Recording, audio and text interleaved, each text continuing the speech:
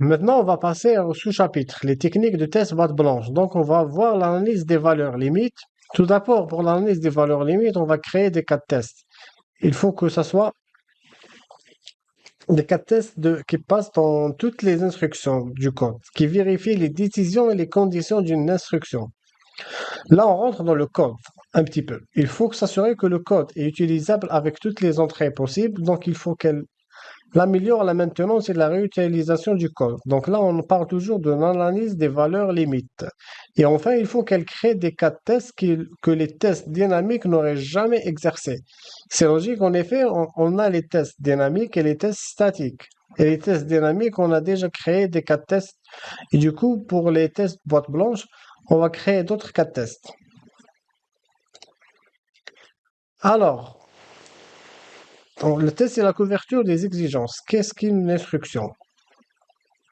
Une instruction, c'est une entité dans un langage de programmation qui est typiquement la plus petite unité indivisible d'exécution.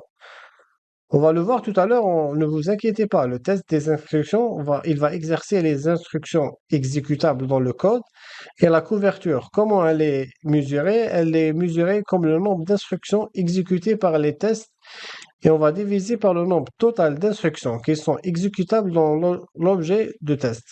Généralement, s'exprime en pourcentage. On va prendre un exemple. Là, on a, bon, je pense que vous connaissez un petit peu le terme du code. Les if, else, s'il pleut, je prends mon parapluie, donc je sors de la maison. Du coup, on a schématisé tout ça. On a s'il pleut, donc ce qu'il pleut, oui ou non. S'il pleut, oui, oh, 0.